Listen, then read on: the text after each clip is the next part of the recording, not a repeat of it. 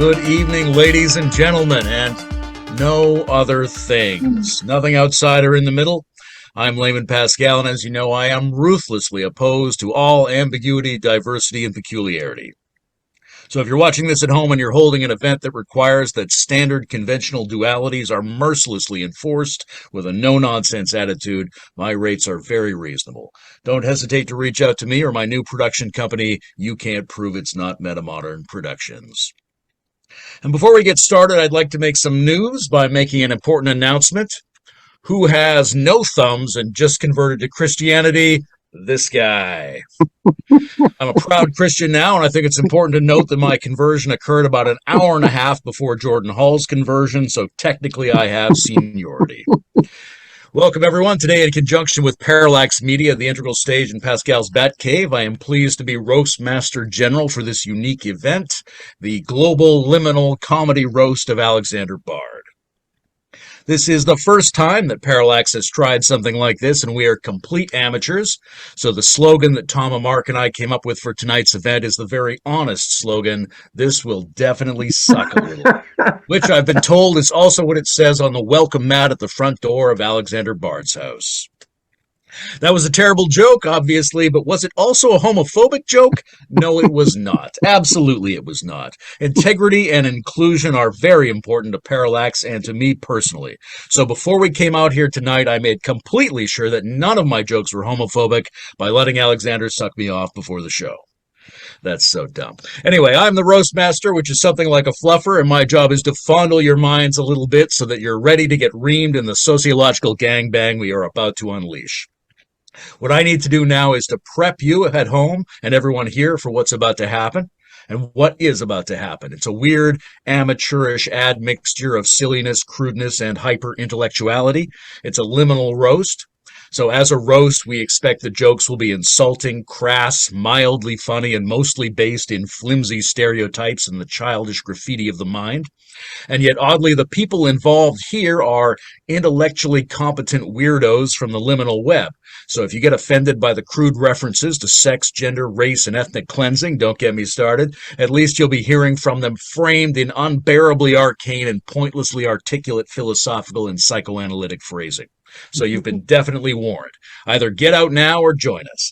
And joining me now in performing what I'm told meets the international legal standard for slander and defamation are tonight's roasters. Let's see who we've got. Daniel Tabakman is here for some reason, a man whose prominence and renown in the liminal network is matched only by his keen fashion sense and dedication to hygiene. If you don't recognize Daniel, it's probably because you were drunk when he groped you. Seriously, Daniel looks like what it would happen if you took a chubby Jewish hobo and breathed him, fed him straight helium gas and released him into a playground for children with mental disabilities. Hashtag relatable. Now, for those who don't know, Daniel's from the Toronto crew in Canada. Daniel puts the sleazy psycho in the Psychotechnologies podcast that he co-hosts with a damnable Australian, so clearly both his patriotism and his judgment are suspect. In all honesty, though, I do like Daniel. He's a legit shamanoid and Jewish metamodern crypto rabbi with 2 lovely children. But admittedly, he was not one of our first choices for this event. Daniel's here tonight because the Palestinian roaster we originally arranged was suddenly forced out, which Alexander Bard claims is well within our rights to do. Apparently, it's part of the Zoroastrian New World Order.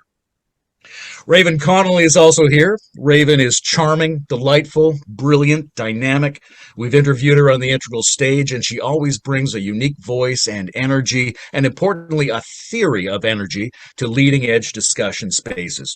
Raven can hold her own with anyone, but in the liminal web, as we all know, diversity tends to be a problem. We are definitely overpopulated by Anglo-Saxon white dudes, so let's not kid ourselves about why Raven is really here. It's because she's a Negro. Farsam Farsam something is here. Who is this guy? He's somehow everywhere and also completely under the radar. If anybody tonight is on the payroll of a global intelligence agency, it's probably this guy. Nah, I don't really mean that. Intelligence would be a considerable overstatement. And Farsam definitely does not work for the government. In fact, he's more like a terrorist than a government agent. That is, if years of photobombing integral community events counts as terrorism. Okay, who else is here? We've got itsy-bitsy, teeny-weeny, nutty Professor Andrew Sweeney. Andrew would be considered a woo-woo faux intellectual throwback at home in Canada, but in Europe he passes for spiritually sophisticated. Actually, I have some trouble coming up with jokes about Andrew, but then I remembered his interest in the occult, so I decided to pull a tarot card to see if I could get inspired. So I closed my eyes and I reached into the shuffled deck and I opened my heart to inspiration and I pulled out a card for Andrew, and it was the Seven of Gullible Mumblings. Yeah. Now, being serious, I enjoy my conversations with Andrew, and I like him a lot as a person. Andrew had a bit of a health scare recently with his knee, and he was worried he might end up losing the leg. And one of the weirdest things I've seen in the whole new philosophy and new culture movement lately is a persistent conspiracy theory that somehow Andrew's leg was actually amputated, and he's been hiding this from us. I think that's a crazy idea. I've been watching Andrew's interviews and courses very closely, and as far as I can tell from the sheer quality and richness of what he's providing, it looks more probable to me that the rest of him got amputated and now the leg is doing all the thinking. Wait, what?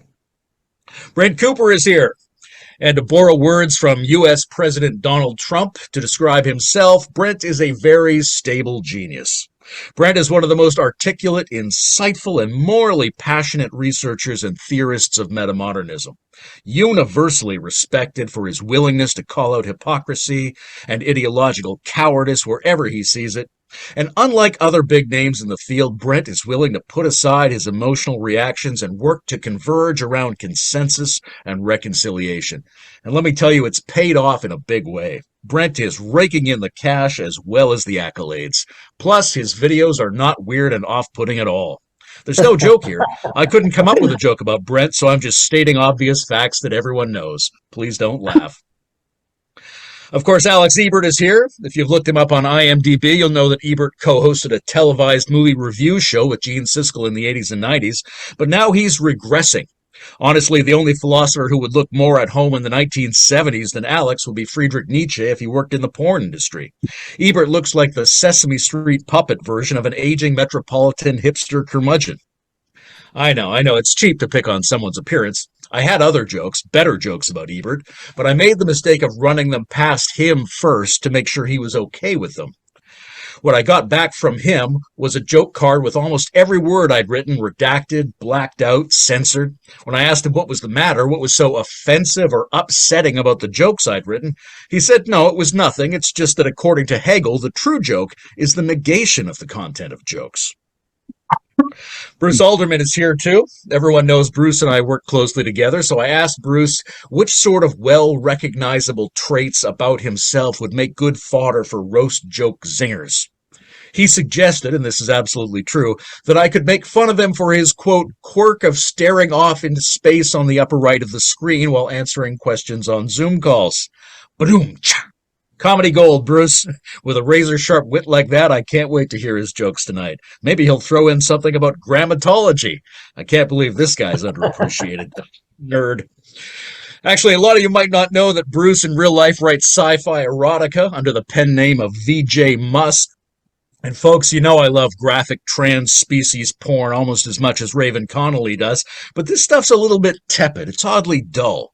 As a matter of fact, to quote one of VJ Musk's protagonists, Galaxia, the seven-breasted, green-skinned nymphomaniac alien who landed on the Earth, and because she mistook the identity of the dominant terrestrial species, ended up allowing herself to get mounted by a literal male pig in the forest, it's a fucking bore. Boo. And speaking of fucking boring, Alexander Bard is here, the not-so-sultry sultan of Cynthiism. Everyone's favorite breast-obsessed little boy with a beard, and I think it's probably accurate to describe Alexander as the original digital nomad. Or, from the looks of him, maybe that should be the original digital gnome. Maybe we could all make a quick buck selling statuettes of tiny Alexander Bards with tiny red Santa hats that people could put at their front doors for good luck. You know, a lot of people say Alexander Bard is the best living Scandinavian philosopher. But saying someone is the best living Scandinavian philosopher is a lot like saying you have the best kind of AIDS. Now, personally, I like Alexander, so it was hard to write insults about him.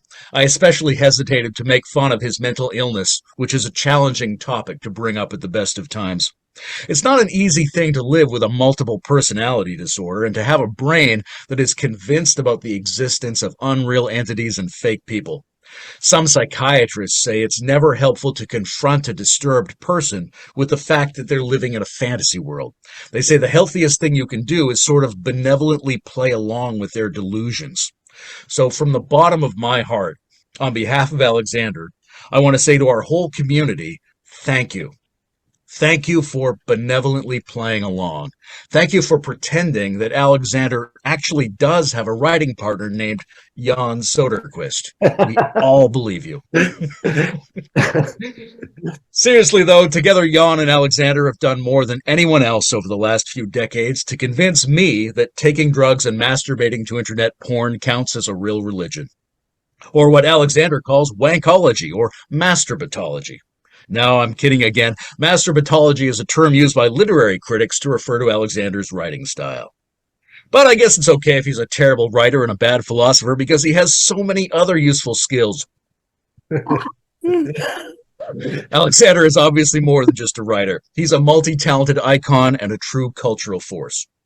And interestingly, you might not know this, he won the internationally recognized Darius the Great Award for working closely with the Japanese to both design and road test the 2024 Mazda Uhura, a vehicle that Car and Driver Monthly called this year's most affordable mid-sized vehicle for the whole sociant. And when I read that, I said, well, it's about time. Sorry, those were painfully obscure references to Zoroastrianism, history, and philosophy. I thought I'd give it a try, but clearly it didn't work, and you're all hoping I go back to the masturbation and racism stuff. And given enough time, I definitely will. Okay, thanks for your indulgence, folks. And without further ado and hardly any guff, let's get to the main event tonight. The gloriously silly disaster of the inaugural Parallax and Integral Stage Global Liminal Roast, where the first person to go meta is the loser. So let's bring on the pathos with our first roaster, Andrew the Sweeney. Hello, everybody.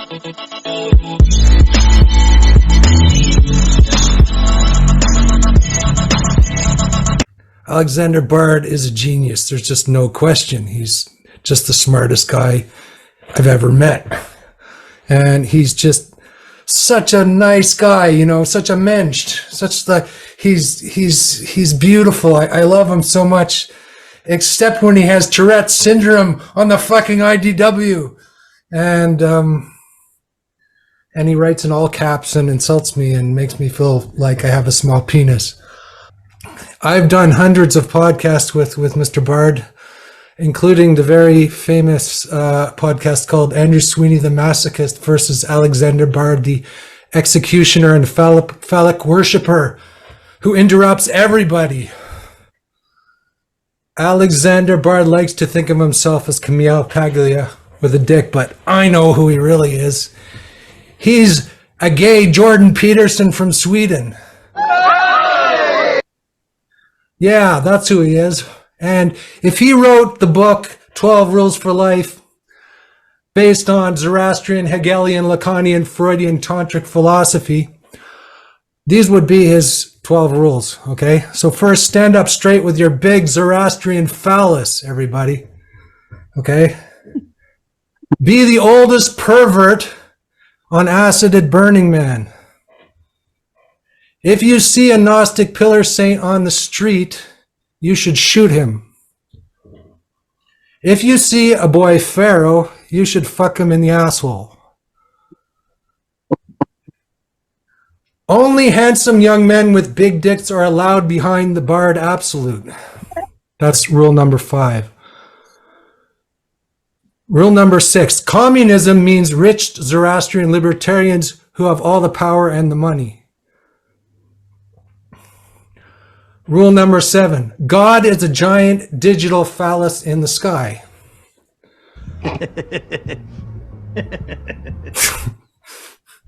Rule number 8, Kant, Plato, and Jordan Peterson have very small penises.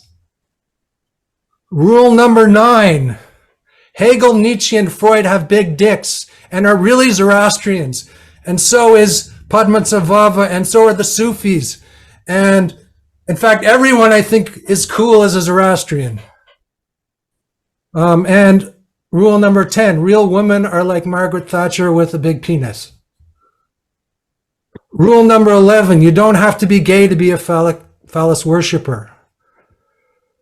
Rule number 12, when you die, you just die. That is the ultimate philosophical statement. So anyway, thank you so much, Alexander, for giving us the true tantric philosophy. There you go. That's it for me. Pretty good. Terrific, Andrew. Thank you. Great, Andrew.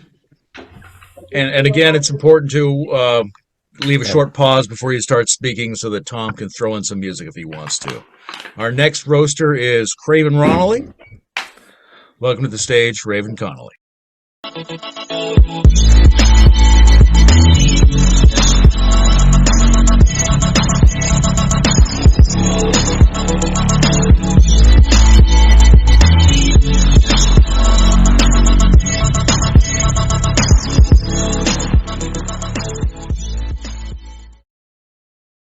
Hello, everybody. And I'm Raven. I'm the token vagina for the evening. So thank you very much for inviting me. So you don't have to feel like a bunch of gay philosophers all sucking Alexander Bart's dick in the evening.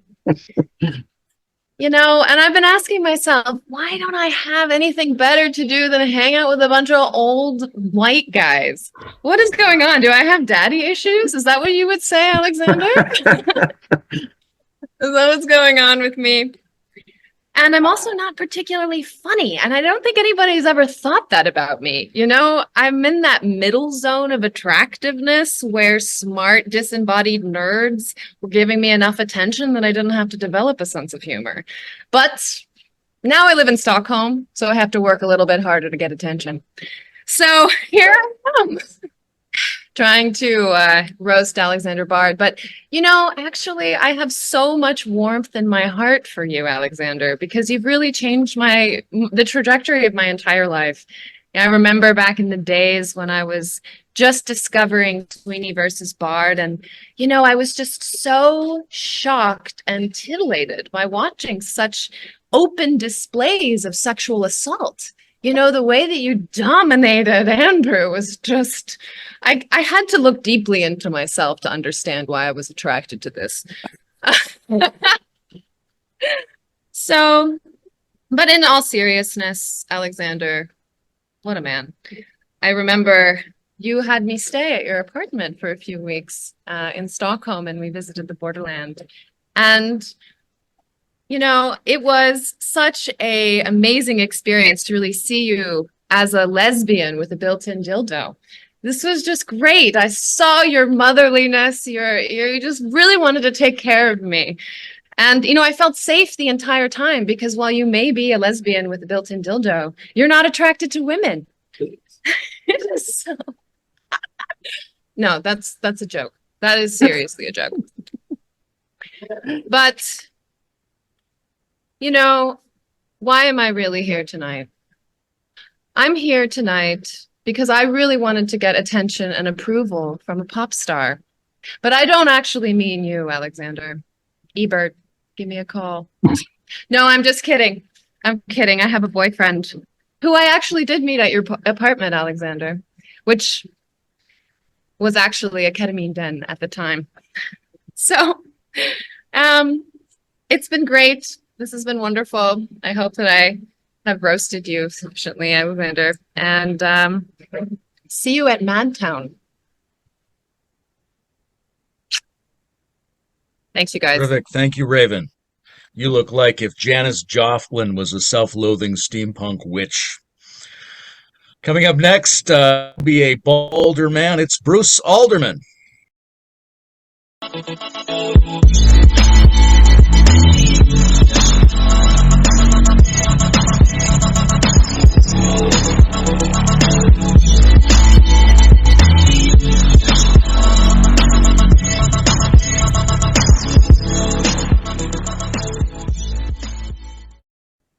I understand we're supposed to insult the person who came before us, so cronkety bonk to wonk to thonk to catch the cockachulia. And if you can speak crow, that's a serious burn, Raven. All right, so I'm really fascinated by That's good. Alexander's writings on religion and his religious choices. And I understand that Zoroastrians don't normally accept converts. But, well, you try saying no to an angry garden gnome hopped up on speed. Seriously, I think Alexander's right that syntheism or any other newfangled religion will likely fail without adequate philosophical and theological foundation beneath it. And since Zoroastrianism is very old, obscure, nearly memberless, and practically dead, he thought, well, if no one else is using this, wisely, for extra buttressing, he pairs Zoroastrianism up with Taoism and Buddhism for a so-called Silk Road triad. As a former sex worker and bisexual, apparently he never lost his love of silk and threesomes. Buddhism is definitely the woman here. Alexander Bard, philosophy's enfant terrible, apparently dresses for work by raiding Aleister Crowley's baby closet.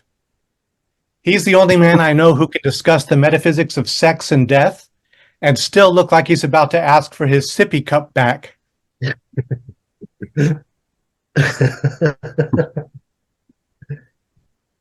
I heard Alexander became a philosopher after he lost his job as a Where's Waldo model. No one ever had to ask where he was because look at it, you can spot those socks from space.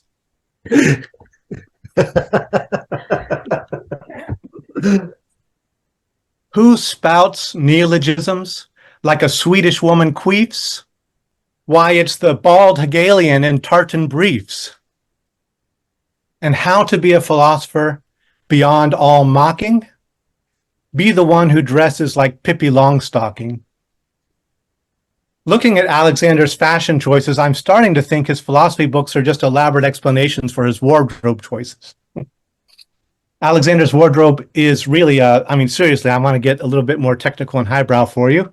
His wardrobe is a case study in membranics, where each piece of clothing is less about covering a body and more about connecting to the cosmic network of what on earth is he wearing. So, have any of you read Process and Event yet? I don't have much time to read these days and usually prefer audio. And with a heavy book like this, audio is pretty difficult going. Luckily, Layman told me about Balaborka, which is this software program that can read stuff out loud to you. And I was really pleased to find that they had the Muppets Swedish chef voice option available to me. So I just set it there and let it go. It's much easier going down. And I'm relenting now. After I have to just pause a moment to let the laughter subside, and I'll pass this on. Borka, Borka, Borka. Thank you, Bruce. Coming up next, we've got Farsam Shibla. Say shit and they ain't saying nothing. 100 motherfuckers can't tell me nothing. I bees in the trap, bees in the trap. I bees in the trap, bees in the trap.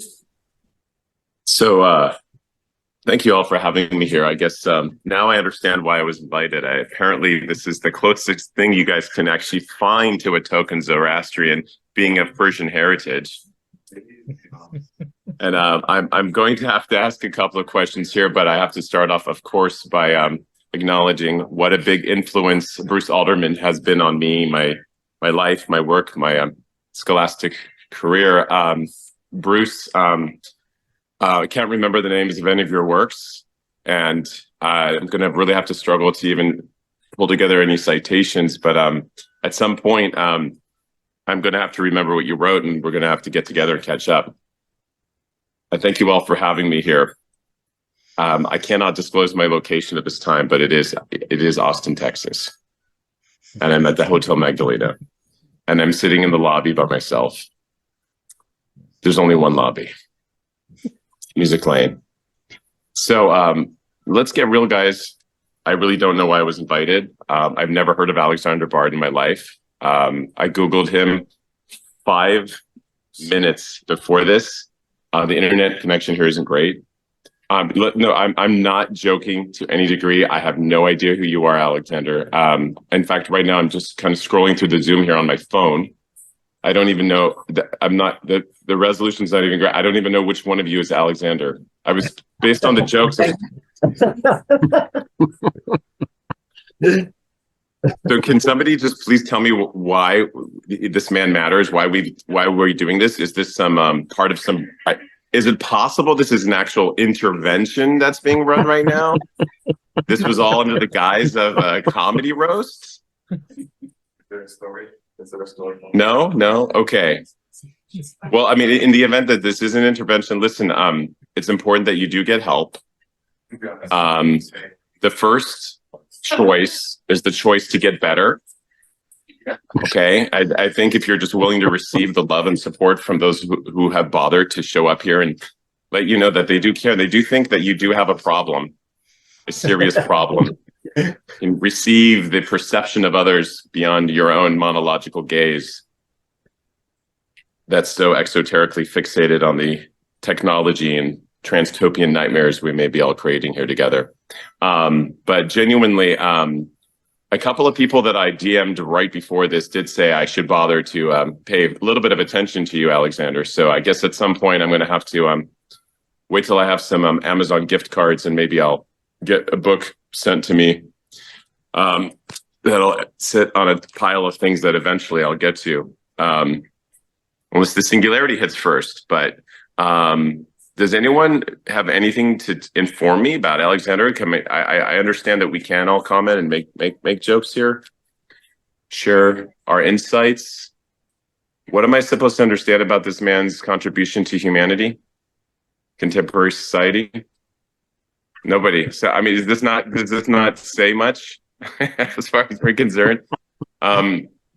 Alexander, since I may be the closest thing to a living Zoroastrian legacy holder you've ever met, is there anything you'd like to ask me?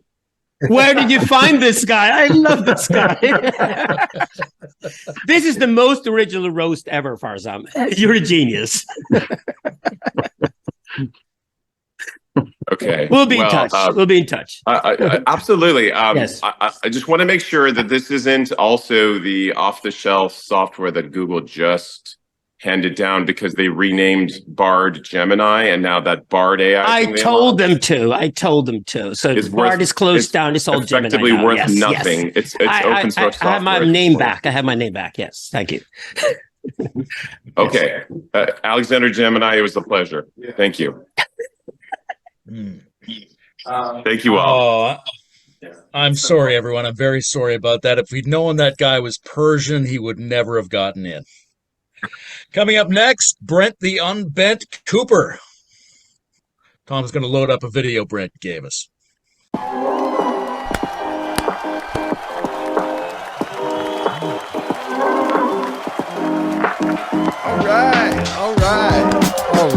All right. We got a great show for you tonight. Everybody. How's everybody doing tonight? Welcome to the show. We're going to have a fantastic show for you. Brilliant to see you here. Oh my God. It's going to be amazing. It's the Late Night Shit Show, everybody. Late Night Shit Show. Greetings, fellow pigs of the roast. I had to whip this together kind of last minute because that's how much I care. Hello to everyone out there. If you're wondering who these people are, just imagine the cast of Big Bang Theory, but right-wing and on drugs. It's an honor to be here. Actually, it's a very inclusive space where we really lower the bar of what it means to be a philosopher so that we can all be one. Great to be here to be a part of the intellectual deep web where the Venn diagram of psychonauts and psychopaths is nearly a circle. It's a place I come to make myself feel better about knowing things. Whenever I get imposter syndrome, I just check the IDW and poof, I'm cured. No, but seriously, we got a lot of smart people in this space, a lot of very intelligent people. They just couldn't make it tonight. Andrew Sweeney, you metrosexual son of a bitch. Here we have a guy who is going for the look of Jay Peterman, the political sensibility of Jordan Peterson, and the Jungian psychology of Peter Pan. Sweeney and I met in 2019 in Kiev. He probably doesn't remember, but he asked me for an Explain It Like I'm 5 version of metamodernism. So that means in intellectual terms, now he should be about 9 years old. Raven Connelly is here. Good to see Raven. I know why she's called Raven, because she has a dark soul and likes to hang around trash. We used to be Facebook friends, Raven and I. She ended that. Yeah, little hit and run. I doubt she remembers why. It's a mystery, just like what her contributions are to the liminal discourse. I'm kidding, of course. I mean, we all know her role is intellectual groupie. Bruce Alderman is here. He believes in UFOs. He may or may not have been abducted. I have some probing questions. He doesn't have any proof, of course, but he claims to have had firsthand paranormal experiences. And, that definitely meets the standard for a compelling argument here in the intellectual deep web. In fact, Bruce is so deep in it, he actually worked with Stephen Greer. That's right, Mr. Disclosure himself. Now that is commitment to the bit. Bruce is an adjunct professor at the JFK University School of Psychology, not to be confused with the JFK School of Government over at Harvard. No, JFK University is one of those new age integral schools. More power to him, frankly, because Harvard sucks anyway. But, so we got to go with the lesser of two evils for sure. Alex Ebert is here. Everybody, Alex Ebert. How can I roast a fellow leftist? I'll give it a try. Alex Ebert looks like a cross between Tim Minchin and Jared Leto emerging from one of his weird cult retreats. A music rock star philosopher in his own right. He's like a younger, smarter, cooler, nicer, progressive version of Bard. You know what Ebert's problem really is? He actually likes hanging out with these right-wing freaks. Daniel Tabakman, another person I have no idea who you are and wish I didn't have to learn, because with Daniel we find another bloodthirsty Zionist.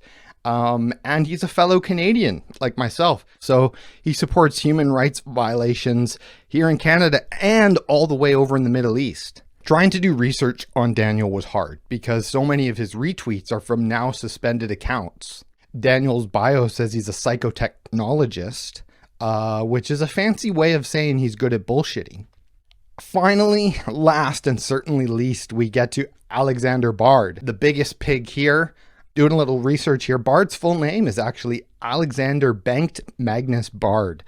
The literal translation of which is manliness blessed greatest poet, which is very ironic because he's an effeminate, cursed, worst blowhard, in my opinion.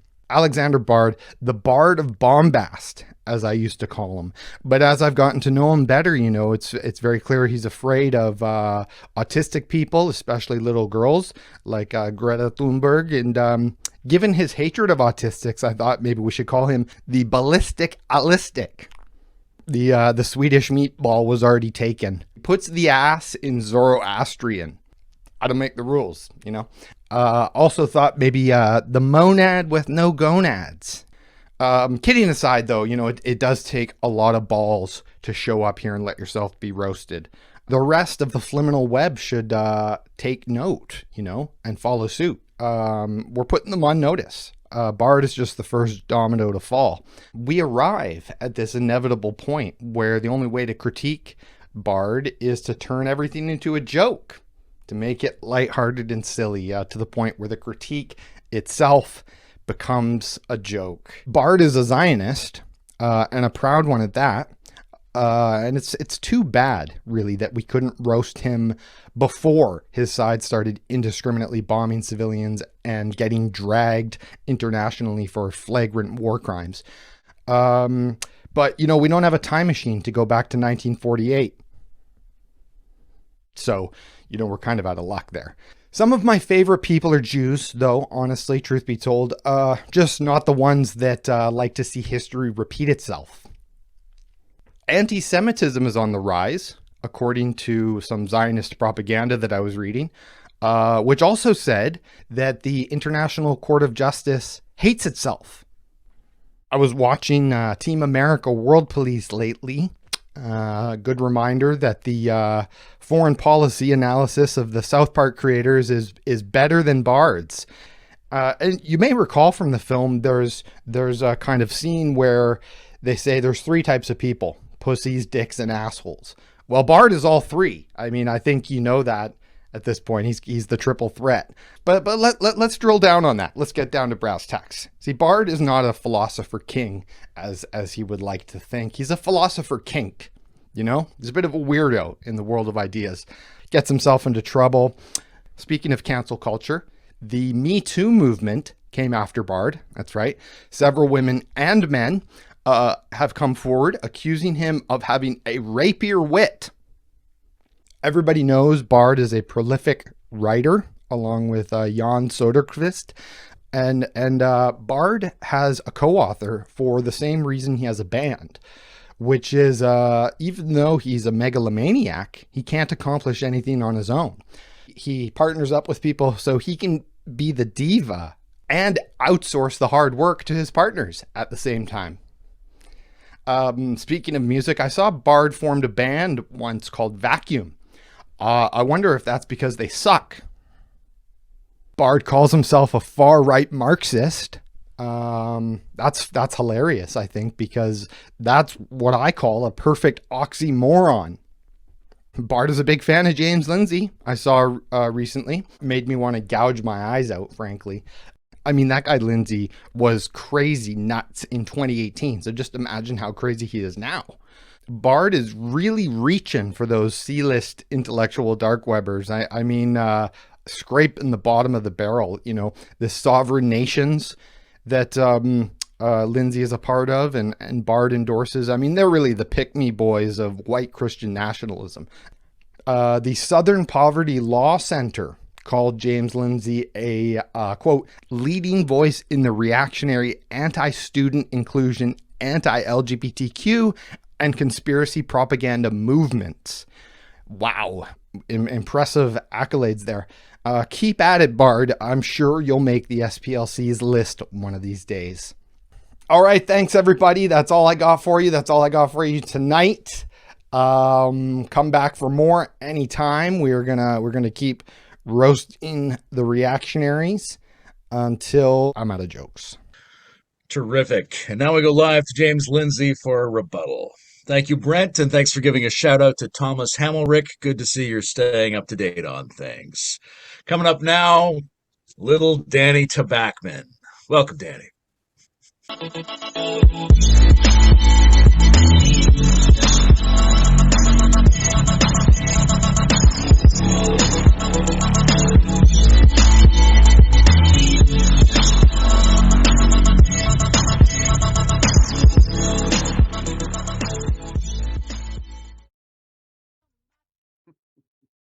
Brett, if I wasn't a fan of human rights violations, I wouldn't be here. So, all right. I'm going to go roast Mr. Bard now because I don't think his ego can stand not being the center of attention for very much longer. Let me tell you a little bit about Mr. Bard. He claims to be a guru philosopher, and that's not a roast. It's his actual Twitter profile. His religious beliefs are atheists and pan-atheists, which for those of you that don't know, pan-atheism is like regular atheism, which is the disbelief in God, but they have the added benefit of also believing God. Apparently pan means I choose all the options. This is a theme for Bard in his life. He loves picking all the options all the time. He couldn't find a religion that let him do that, so he literally created his own. That religion didn't have a God because of the whole being atheist thing, so now the main doctrine of the religion is to create a God.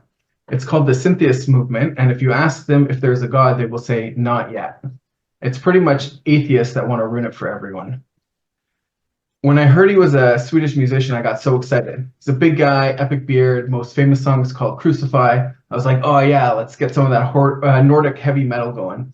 Then I actually hear the song, and it's some pansy-ass pop version of The Village People. It's pretty much YMCA, but if homosexuality didn't have enough options and had to become pansexual. I should have figured it out from the band name Army of Lovers. There's a famous line, "I'm a lover, not a fighter," which works for most hippies. But apparently for Mr. Bard, it's "I'm a lover and a fighter." He needs all the options, no matter the cost. Just take a look at his beard. He wanted to shave and have a beard. That's why his beard looks like a bunch of birds building a nest on top of a Sarlacc pit. When he sticks out his tongue, it's like a chinchilla's penis when it sees Taco Bell. He was a judge on Sweden's Got Talent. For those of you that haven't seen the show, it's a contest to see who can assemble IKEA furniture the fastest, and the winner gets a year's supply of pickled herring. He eventually left after he was told he wasn't allowed to choose all the contestants. He used to dress up as Barbie and dance. It was so bad they should have called it Oppenheimer. Get it? Because it was a big bomb. Bard has written 3 books on the internet revolution, collectively known as the Futureka trilogy, or as I like to call them, a terrible Hanukkah gift. I mean, Hanukkah is 8 nights, and you got to stretch those gifts, but couldn't you think of something better, like pickled herring or a jar of cat pee? Oh man, can you imagine going to a restaurant with this guy who always picks all the options?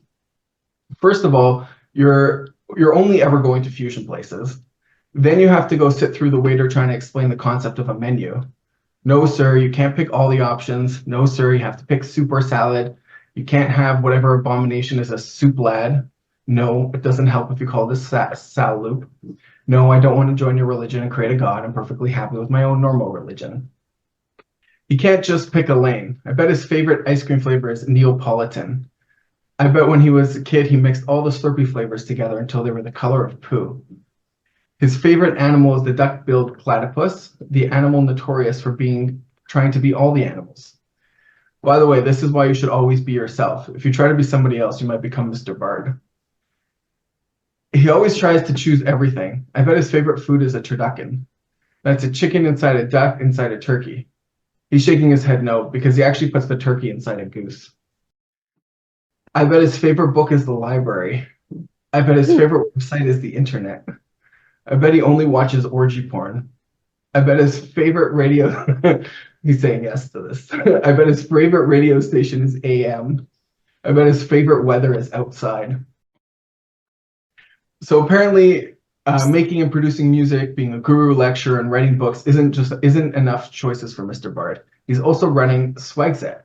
I thought that was wonderful and very happy for the Swedish people until I found out it's a political party, not just Alexander leaving the country. Mr. Bard, I think you'll get all the votes you need to win the election. Just pick one slogan and make that slogan Swegsit. I promise to leave. Now, who am I kidding? You're not going to be able to pick one slogan. Let me help design your campaign now. Swegsit. We stand for Sweden leaving the EU, good economic policy, and fair immigration practices.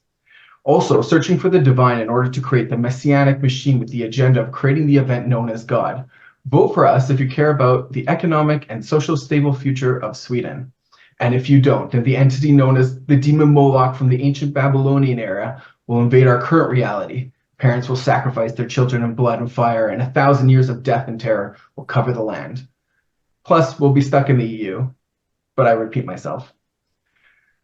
Layman, thank you for serving me up a softball for my first roast. Mr. Bard, thank you for being the object of ridicule that brings your betters together. Your sacrifice is one all of us are willing to make. Merci, Daniel. Vive le Canada. Love the platypus and turducken references. Comedy golds.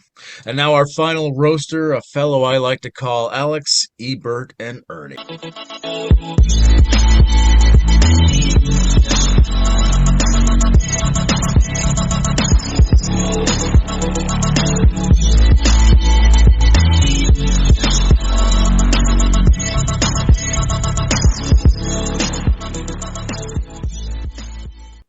Can I speak?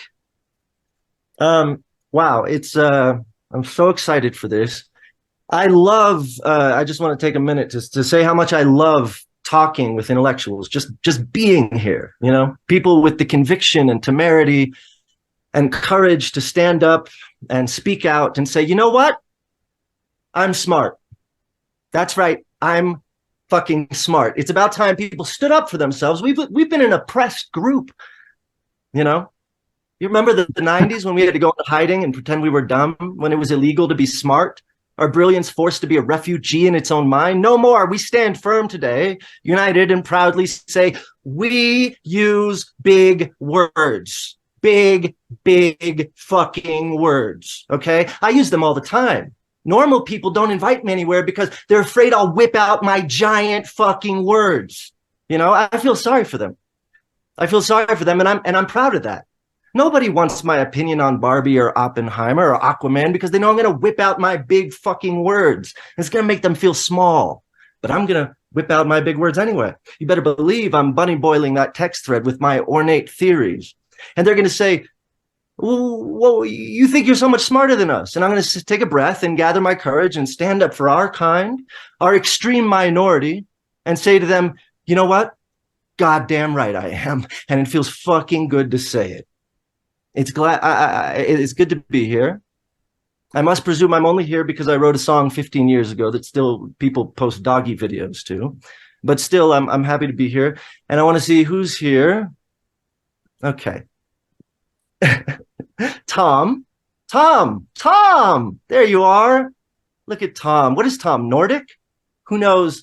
You know, who cares? Look at him. He's like a J. Crew catalog model. He's got one of those Nordic accents that turns every sentence into a question. You can just hear him with his lover and heat the moment. I am going to fuck you. Maybe that's why Nordic folk are so taken with philosophy. They can't help it. They literally turn everything into an existential question. Pancakes are good. Well, shit, I hadn't thought about it like that, Tom. You tell me. And Andrew Sweeney. What can be said? Absolute spiritual mountain, this guy, right? Unmovable. I mean, bring a bunch of kids together, you know, kill them. He's unmoved. Spiritual fucking beacon. Do you know how white you have to be in order to kill little Palestinian children and still get up to do your podcast the next morning?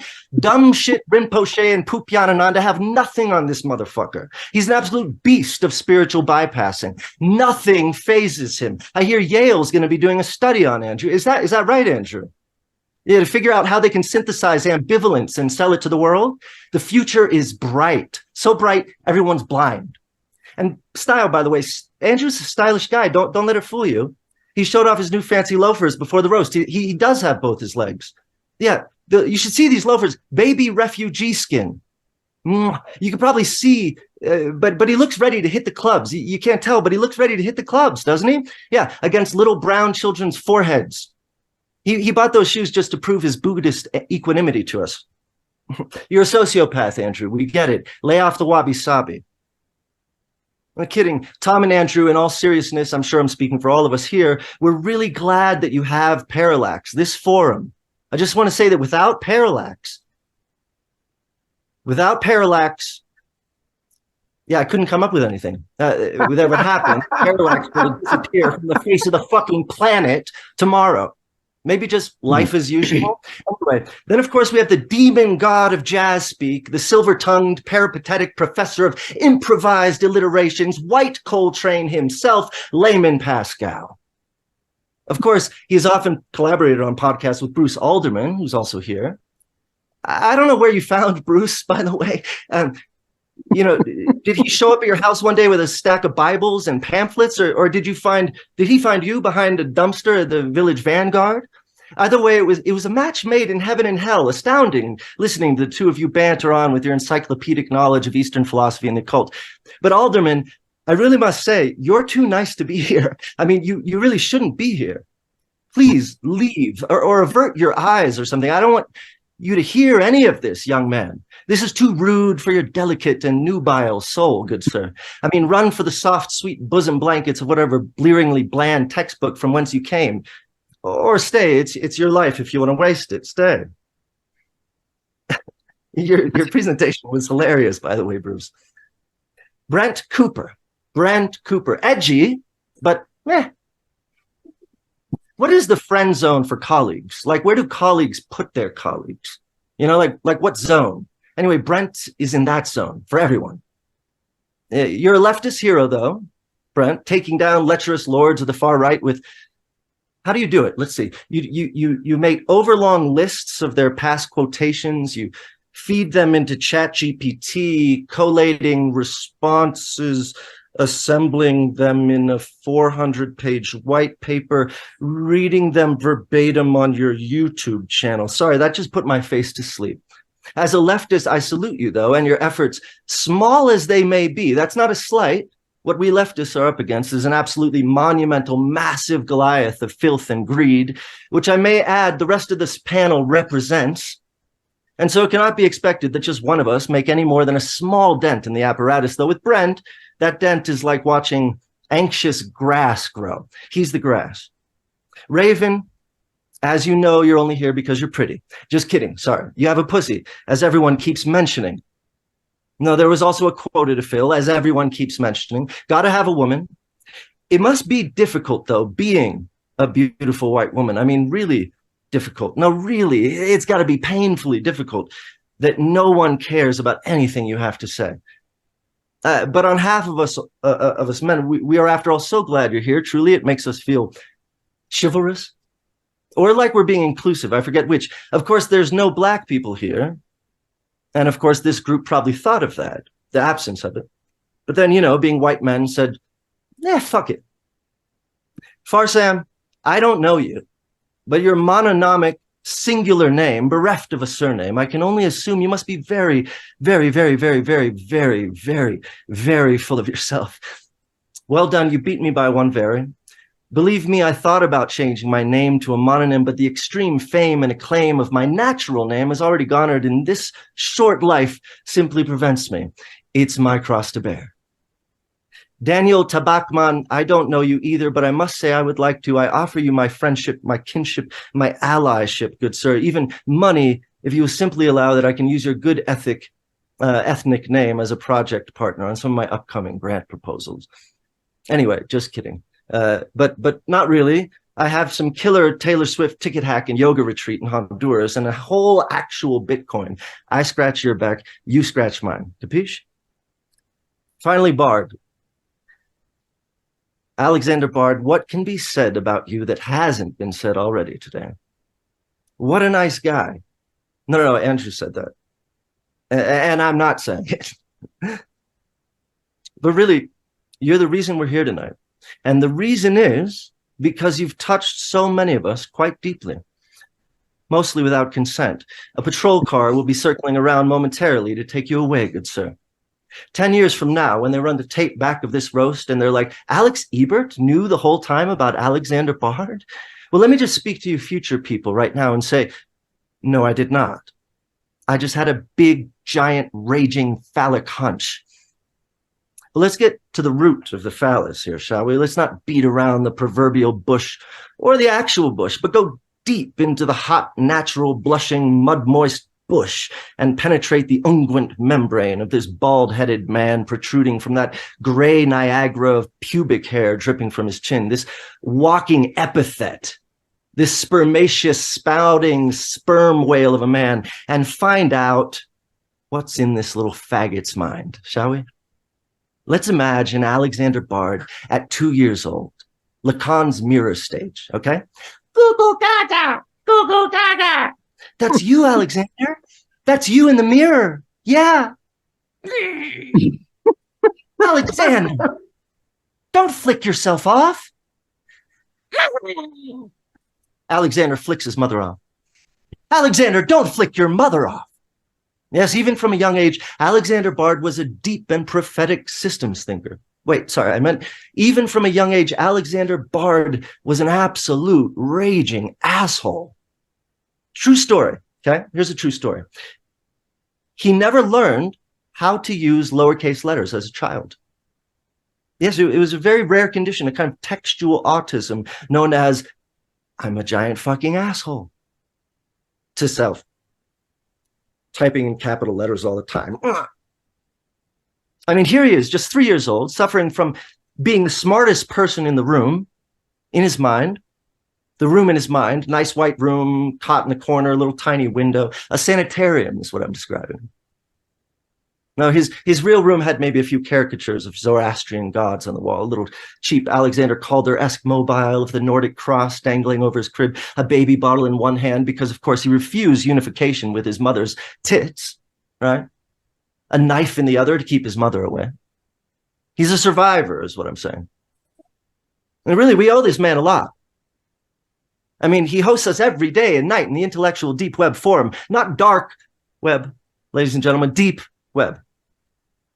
He hosts us there, and he's the most spectacular host. I mean, it's almost magical. How does he find the time to read and review everyone's posts and simultaneously absorb more cultural artifacts and books and essays and articles than anyone else we know?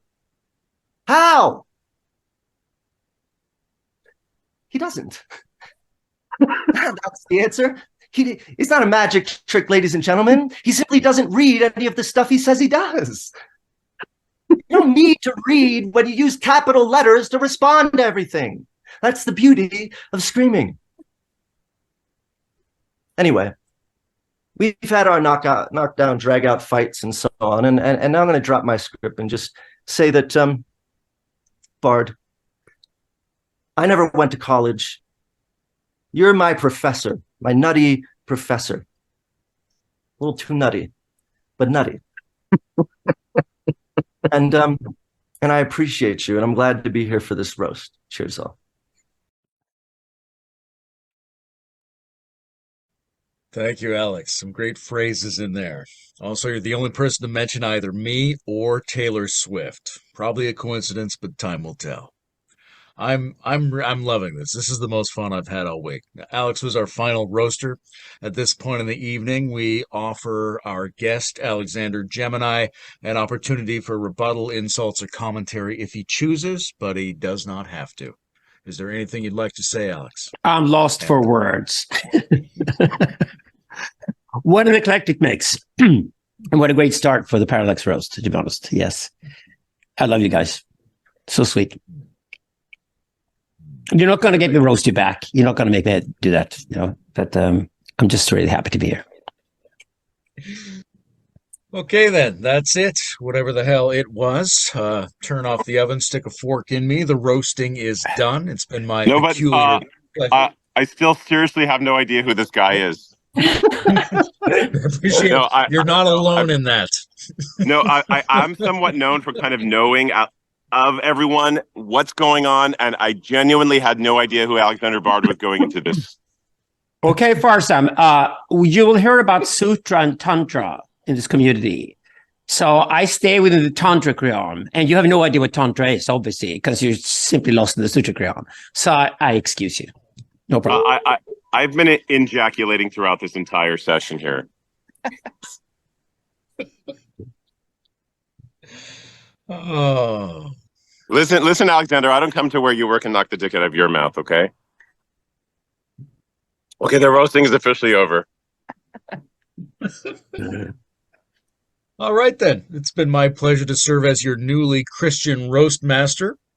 I want to thank Tom for all his behind-the-scenes work. I want to thank all our presenters for getting over their jealousy of Alexander's massive phallic influence on global culture and joining us in this silly reverie. And I especially want to thank our guest of honor, Alexander Bard. He's been a great sport to do this.